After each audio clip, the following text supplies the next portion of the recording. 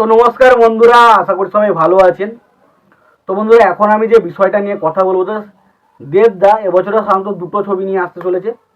একটা হচ্ছে পুজোতে আসতে চলেছে সৃজিত মুখার্জি এবং দেবদার ছবি টেক্কা। এবং আমরা যেটা জানতে পারি, প্রত্যেক বছর দেব, অতনু রায়চৌধুরী এবং অভিজিৎ সেন এই কম্বিনেশনটা যখন আসে, বক্স অফিসে একটা আগুন ঝরে এবং একটা দুর্দান্ত কালেকশন আমরা কিন্তু বক্স অফিস থেকে প্রত্যেকবার দেখতে পাই।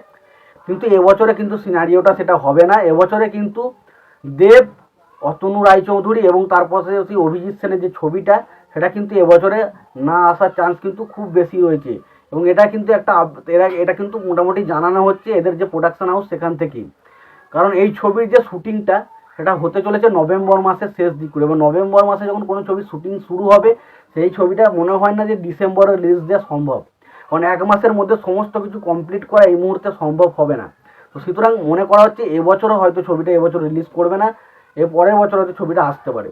তো সেই ছবিতে কাস্টিং কিন্তু বিরাট বড় হতে চলেছে, যেখানে আমরা দেব, মিঠুন চক্রবর্তী এবং পরাণ বন্দ্যোপাধ্যায় এদেরকে তিনজনকে একসঙ্গে দেখতে চলেছি। যেখানে আমরা দেব এবং পরাণ বন্দ্যোপাধ্যায় টনিক এবং প্রধান দুটোতে একসঙ্গে দেখেছিলাম, এবং সেই ছবি দুটো টেরিফিক কালেকশন করে।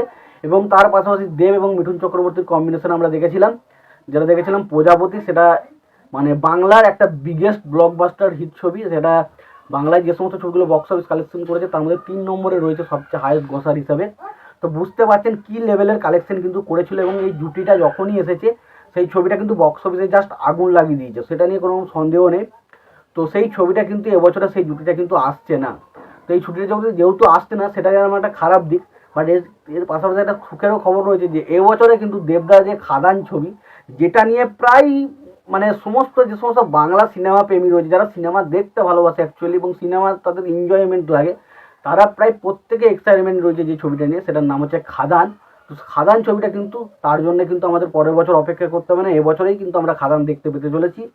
এবং খাদান যেটা জানাচ্ছি, এবছরে বড়দিনে কিন্তু খাদান ছবিটা আসতে চলেছে।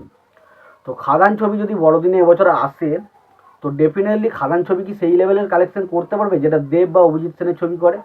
তো সেটা নিয়ে কিন্তু ওরা কোশ্চেন মার্ক থেকেই যায়। তবে একটা কথা বলি, খাদান ছবি বক্স অফিসে হিট হওয়া দারুণ প্রয়োজন রয়েছে, দারুণ প্রয়োজন। কারণ বাংলা ছবির এখন যা সিনারিও বা এখন যা পজিশন, যদি খাদান ছবি বক্স অফিসে না চলে, তাহলে কোনো হিরো বা কোনো ডিরেক্টর সাহস পাবে না বাংলাতে এরকম কমার্শিয়াল ছবি বানানো। কারণ কমার্শিয়াল ছবির একটা হিট করানোর জন্য যা যা এলিমেন্ট দরকার, ধরুন একটা বাংলা ছবি বানাচ্ছে, সে বাংলা ছবির মধ্যে বাংলা যে সেন্টিমেন্ট, সেটাকে কিন্তু ছবির মধ্যে রাখা হচ্ছে।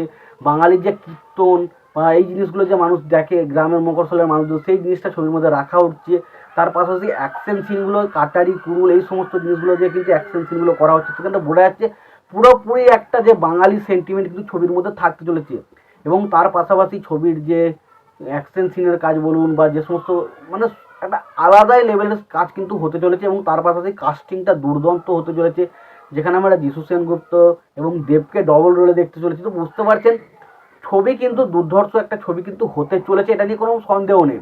এবার এই ছবিটা যদি বক্স অফিসে, যদি গল্পটা যদি ঠিকঠাক হয়ে যায় না, যদি সেটা মানুষের মধ্যে কানেক্ট করে যায় এবং সেটা যদি বক্স অফিসে সফল হয়, তাহলে কিন্তু এটা কিন্তু বাংলা ইন্ডাস্ট্রির একটা বিরাট বড় উজ্জ্বল দিক বলা যেতে পারে। এবং এই ছবিটার ওপর নির্ভর করছে বাংলাতে কমার্শিয়াল ছবির ভাগ্য কোন দিকে রয়েছে, ভালো না খারাপ।